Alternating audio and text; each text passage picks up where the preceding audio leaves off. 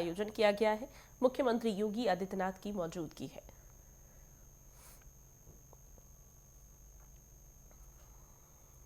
मंच पर अन्य मेहमानों के साथ मुख्यमंत्री योगी आदित्यनाथ मौजूद हैं और इस कार्यक्रम में तमाम छात्रों को छात्रवृत्ति की राशि वितरित की गई है।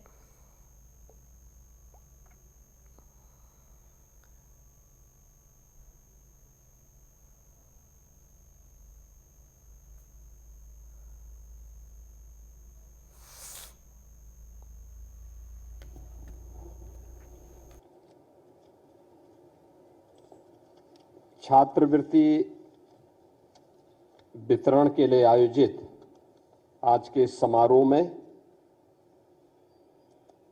उत्तर प्रदेश सरकार में मंत्रिमंडल के मेरे सहयोगी, अल्पसंख्यक कल्याण एवं पंचायती राज विभाग के मंत्री श्री ओम प्रकाश राजभर जी, पिछड़ा वर्ग एवं दिव्यांग जन कल्याण विभाग के मंत्री श्री नरेंद्र कश्यप जी, समाज कल्याण, अनुसूचित जाति एवं जनजाति विभाग के मंत्री श्री अश्विनी अरुण जी, अल्पसंख्यक कल्याण विभाग के राज्य मंत्री मोहम्मद दानिश आजाद अंसारी जी, अनुसूचित जाति जनजाति आयोग के अध्यक्ष श्री बैजनाथ रावत जी, श्री विश्वनाथ प्रसाद जी, हमारे सभी वरिष्ठ प्रशासनिक अधिकारीगण और आज यहां पर उपस्थित छात्रवृत्ति प्राप्त कर रहे हमारे सभी यहां पर युवा साथियों, उनके अभिभावकगण और वर्चुअल माध्यम से राज्य भर के अलग अलग संस्थानों में उपस्थित सभी उपस्थित छात्र छात्राएं, वहां के शिक्षकगण और उपस्थित बहन और भाइयों, आज का ये समारोह सामाजिक न्याय, समावेशी विकास तथा शिक्षा पर समाज के प्रत्येक तबके का समान अधिकार है, इस बात की प्रतिबद्धता का एक प्रमाण है। आदरणीय प्रधानमंत्री जी जब इस बात की उद्घोष करते हैं कि वंचित को वरीयता और पिछड़ों को प्राथमिकता, तो उसके पीछे का ध्येय भी यही होता है कि कोई भी छात्र शिक्षा से वंचित न रह जाए, कोई भी नौजवान नौकरी और रोजगार से वंचित न रह जाए, समाज का कोई भी तबका स्वावलंबन से मुक्त न रह जाए, इसको लेकर के सरकार के स्तर पर कहां सहयोग किया जाना चाहिए, उस सहयोग के अभियान के क्रम में आज का इस समारोह देश के गणतंत्र दिवस की पूर्व संध्या पर आयोजित हो रहा है। मैं इस अवसर पर अपनी छात्रवृत्ति प्राप्त कर रहे प्रदेश के उन सभी 19 लाख छात्र छात्राओं को हृदय से बधाई देता हूं, अपनी शुभकामनाएं देता हूं, जिन्हें आज इस सुविधा का लाभ प्राप्त हो रहा है।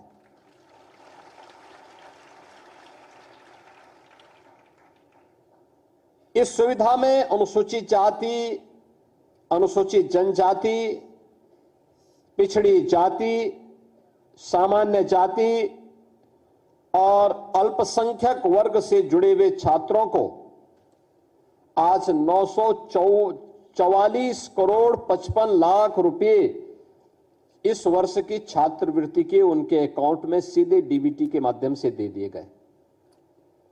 यानी नियत साफ हो, नीति स्पष्ट हो, तो भ्रष्टाचार रूपी दानों को नियंत्रित किया जा सकता है। आप सोचिए ना, इसी छात्रवृत्ति के लिए आज से 9 वर्ष पहले जो नौजवान उस समय अध्ययन करता था, इसी भ्रष्टाचार के कारण उस छात्रवृत्ति नहीं प्राप्त करता था, क्योंकि पहले तो सरकार की नीयत साफ नहीं रहती थी, अपने पराये का भेद करती थी, परिवारवाद के चंगुल से बाहर नहीं निकल पाती थी, और अगर वहां से निकला भी तो उनके गुर्गों के भ्रष्टाचार से योजनाएं कहां वंचित रह पाती थी। वहां से भी निकल गई तो फिर बाबू, नीचे का बैठा हुआ समाज कल्याण विभाग का बाबू, ये उनका भी उस्ताद था, क्योंकि पैसा लेकर के नियुक्ति प्राप्त करता था। परिणाम क्या होता था? एक गरीब मारा जाता था, एक गरीब वंचित होता था, एक गरीब प्रताड़ित होता था। और इसीलिए प्रधानमंत्री जी ने कहा कि वंचित को वरीयता मिलनी चाहिए, पिछड़ों को प्राथमिकता मिलनी चाहिए, और इस वरीयता और प्राथमिकता की ही का परिणाम है कि टेक्नोलॉजी का उपयोग किया गया, ऑनलाइन सुविधा उपलब्ध कराई गई। तो यह ई गवर्नेंस से इजी गवर्नेंस का एक बेस्ट मॉडल आपके सामने इस रूप में सामने आ रहा है। यही तो सुशासन है, जहां पर हर व्यक्ति इस सर्वसमावेशी विकास का लाभ प्राप्त कर सके, बिना भेदभाव के प्राप्त कर सके।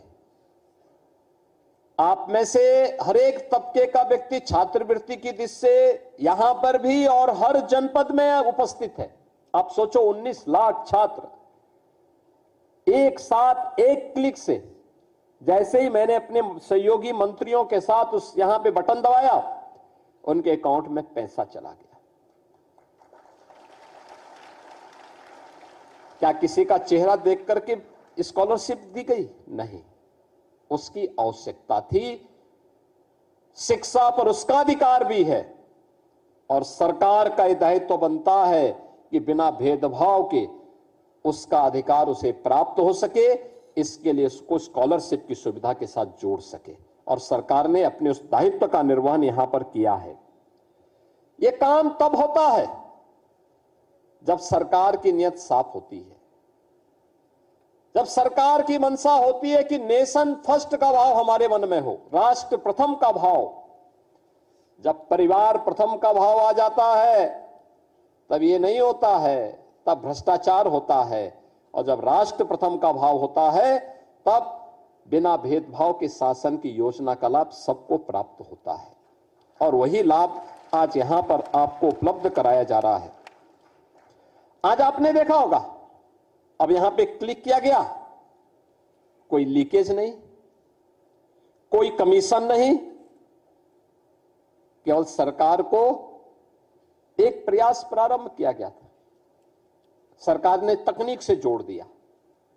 संस्थाओं से कहा जाता है कि भाई आप समय पे फॉर्म को वहां पे अपडेट करिए, अपलोड कर लीजिए, पैसे की कमी नहीं। उस हर छात्र को जो स्कॉलरशिप के लिए पात्रता रखता है, उसको इस सुविधा का लाभ मिलना चाहिए। अब सरकार ने इस सुविधा का लाभ यहां पर प्रदेश के अंदर सभी लोगों को बिना भेदभाव के देना प्रारंभ किया है। और अब तो मैं कह सकता हूं कि सरकार की इस वेलफेयर की स्कीम का लाभ, आपने एक बेटी की सक्सेस स्टोरी और एक नौजवान की भी सक्सेस स्टोरी को यहां पर सुना। और बेटी उत्तर प्रदेश पावर कारपोरेशन में कंप्यूटर ऑपरेटर के रूप में अपनी सेवाएं प्रदान कर रही है। बेटी के स्वावलंबन से बढ़कर के समाज के लिए और उपलब्धि क्या हो सकती है? ये बहुत बड़ी उपलब्धि होती है, कोई बेटी स्वावलंबी हो सके।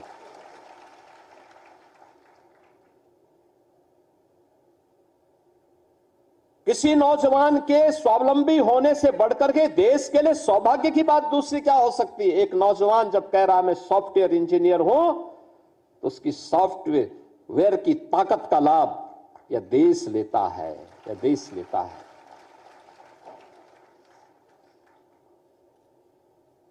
और यह इसलिए हो रहा है क्योंकि सरकार ने वेलफेयर की स्कीम का लाभ आज बिना भेदभाव के समाज को उपलब्ध करवाया है। आज सरकार की योजनाओं को आप देख रहे होंगे, कैसे चेंज लाया जा सकता है। आज से 9 वर्ष पहले जो लोग चिल्ला रहे हैं, पीडीए की बात कर रहे हैं, जहां गरीब का बच्चा पढ़ता है प्राथमिक विद्यालय, बंदी के कगार पर थे।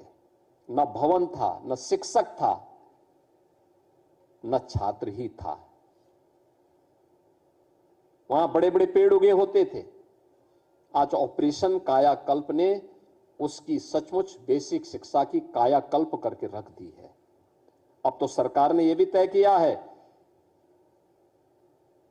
कि प्री प्राइमरी भी हम चलाएंगे। 3 से 5 वर्ष के 5-6 वर्ष तक के बच्चों के लिए प्री प्राइमरी भी हर एक आंगनबाड़ी केंद्र में संचालित होगी, जिससे बच्चे को बचपन में ही स्कूल जाने की, फिर वहां पर पोषण मिशन के साथ उस बच्चे को वहां आगे बढ़ाएंगे।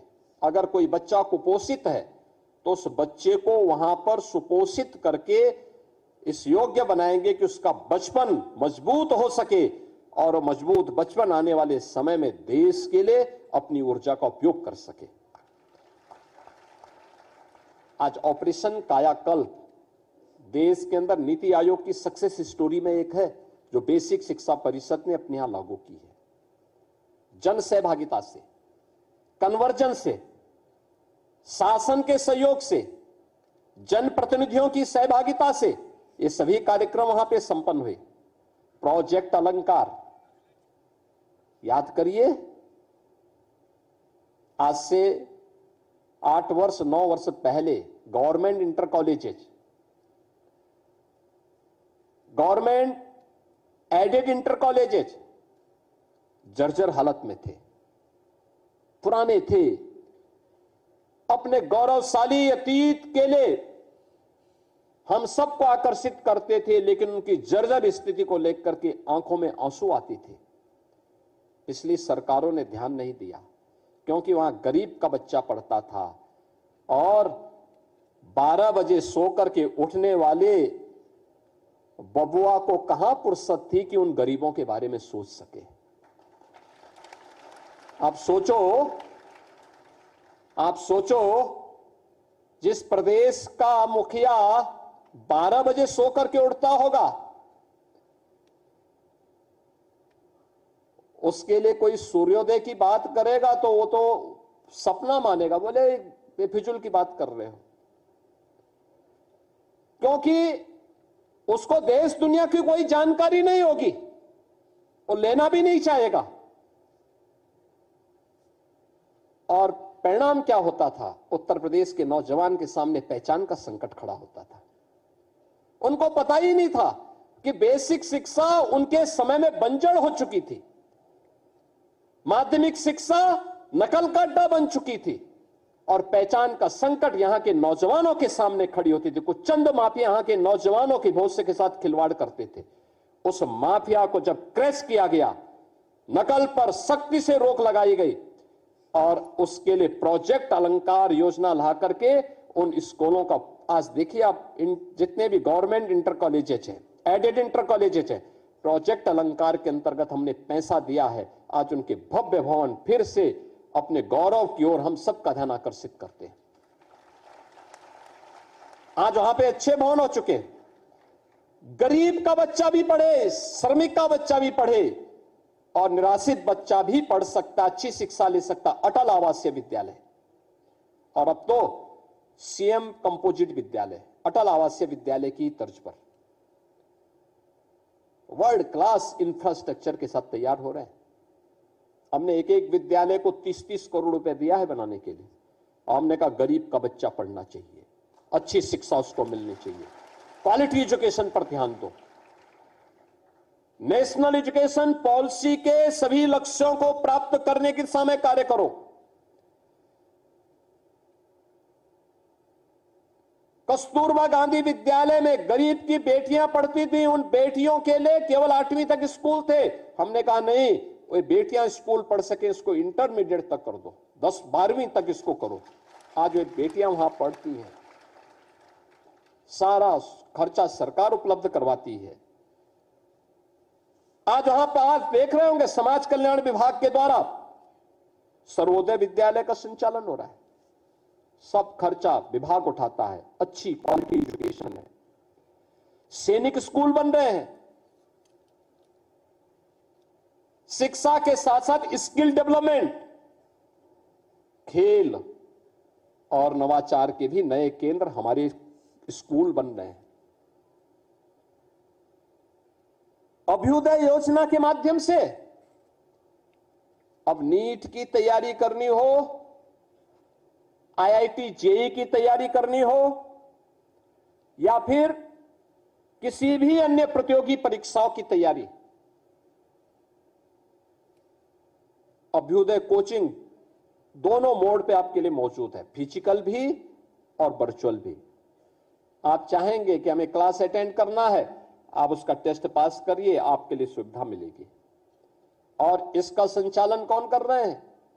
इसका संचालन करवाया जा रहा है जिसने नीट की परीक्षा क्वालिफाई की है, जिसने आईआईटी जेईई के माध्यम से डिग्री ली है, जिसने आईएएस यानी यूपीएससी की उत्तर प्रदेश पब्लिक सर्विस की परीक्षा को पास करने के बाद सर्विस ज्वाइन की है।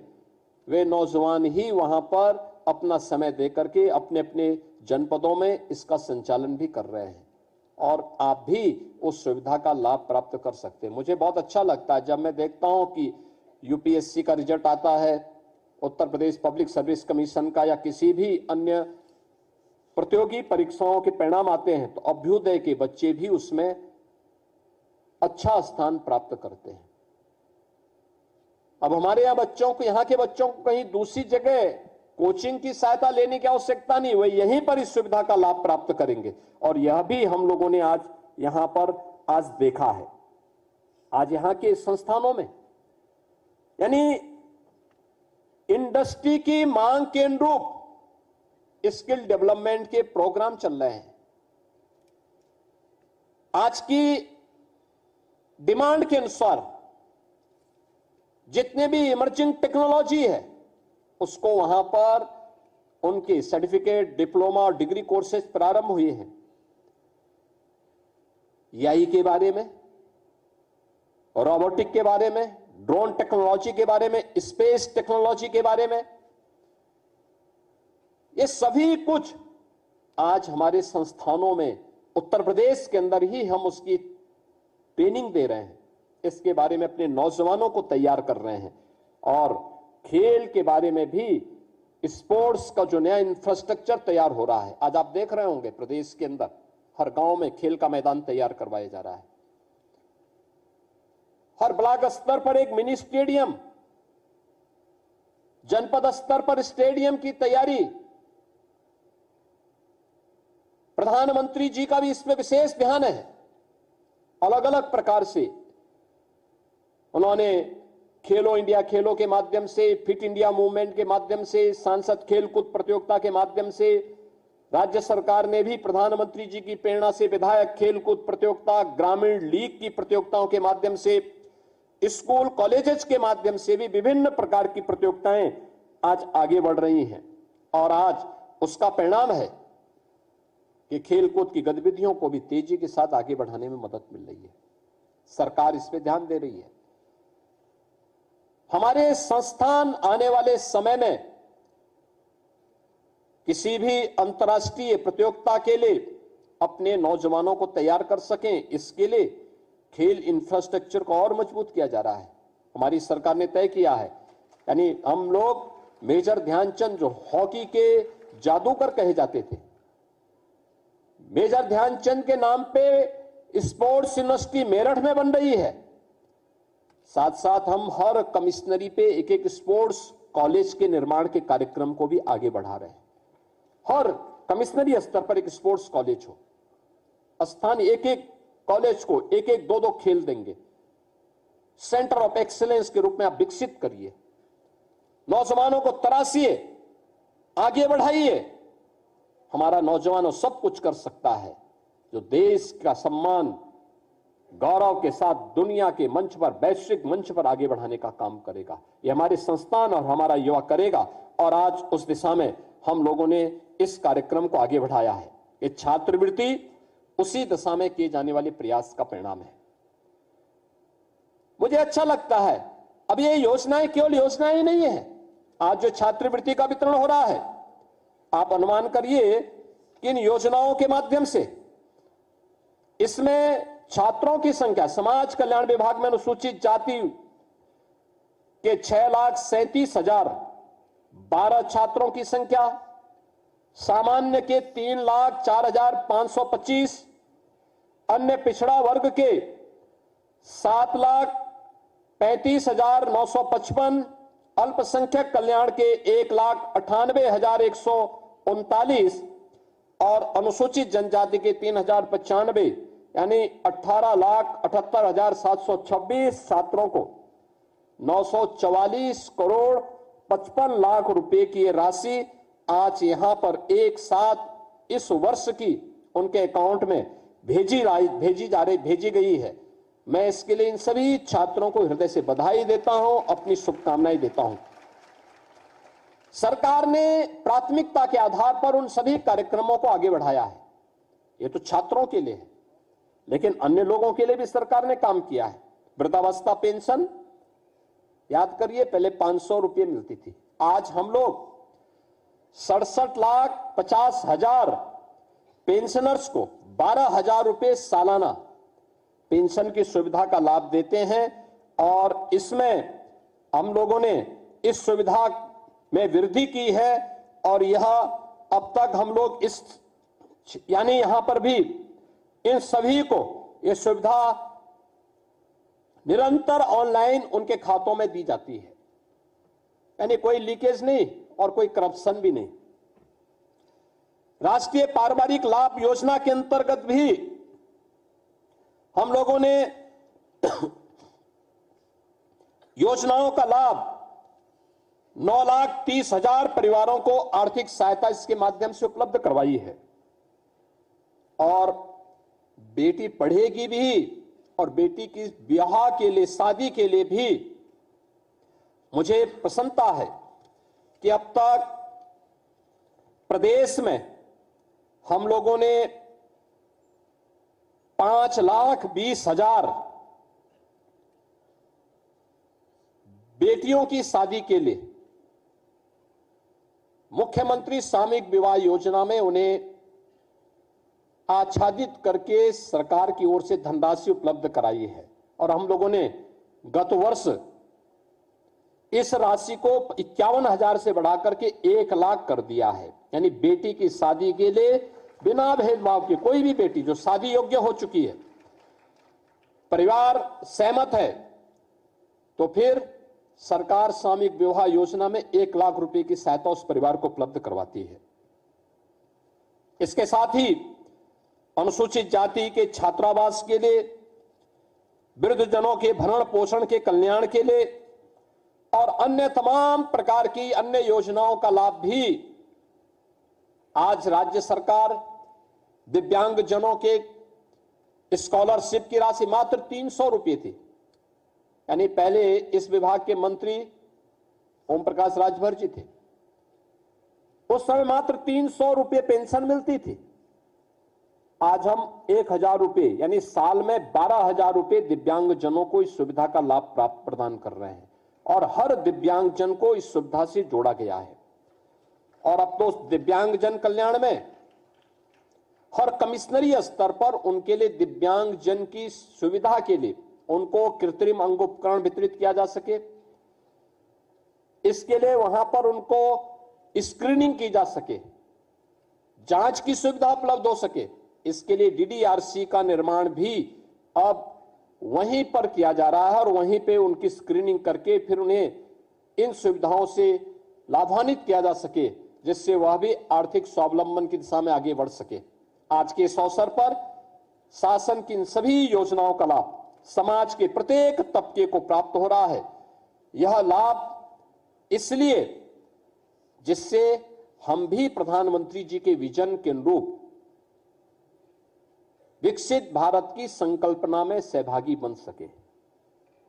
याद रखना, हम सबका सामूहिक प्रयास, हम सबकी सामूहिक मेहनत विकसित भारत को आगे बढ़ाने, विकसित भारत के संकल्पों को प्राप्त करने की दिशा में किए जाने वाले प्रयास का एक महत्वपूर्ण कदम होगा। हम सबके जीवन का ये संकल्प होना चाहिए। कल भारत का 77वां गणतंत्र दिवस है। संविधान के शिल्पी बाबा साहब डॉक्टर भीमराव अंबेडकर जी ने जिस संविधान को संजोया था, आज ही के दिन वह संविधान लागू हुआ था। यानी 26 जनवरी के दिन ही 1950 में संविधान लागू हुआ था और फिर उसी संविधान के द्वारा जो व्यवस्थाएं लागू की गई, उस संविधान की उस व्यवस्था के अंतर्गत आज देश अपनी सभी व्यवस्थाओं का संचालन कर रहा है। कल का दिन हम लोगों के लिए अत्यंत महत्वपूर्ण दिन है। मैं आप सभी को, पूरे प्रदेशवासियों को 77वें गणतंत्र दिवस की हृदय से बधाई देता हूं, अपनी शुभकामनाएं देता हूं। छात्रवृत्ति वितरण के अवसर पर आप सभी छात्र छात्राओं को अपनी मंगलमय शुभकामनाएं देता हूं और विश्वास करता हूं कि ये छात्रवृत्ति आप सब लगन से पढ़ेंगे, आगे बढ़ेंगे, विकसित भारत के संकल्पों में आप भी अपना योगदान देंगे। इस विश्वास के साथ आप सबके प्रति मेरी मंगलमय शुभकामनाएं हैं। धन्यवाद। जय हिंद। आदरणीय मुख्यमंत्री महोदय, आपके प्रेरणादायी शब्दों से हम सभी को आज नव ऊर्जा और दिशा प्राप्त हुई है। इसके लिए हम आपके प्रति हृदय से आभार और कृतज्ञता व्यक्त करते हैं। इन्हीं भावों के साथ यह गरिमामय समारोह अब अपने अंतिम चरण की ओर प्रवेश कर रहा है।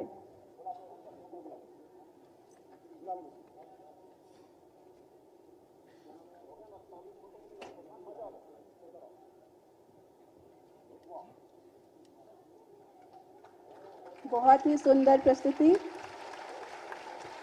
जोरदार तालियों के साथ अपनी भावनाएं मंच तक पहुंचाएं। अब मैं विनम्रतापूर्वक सभी माननीय अतिथिगण से अनुरोध करती हूं कि कृपया ग्रुप फोटो हेतु ऑडिटोरियम की अग्रिम पंक्तियों में पधारने का कष्ट करें।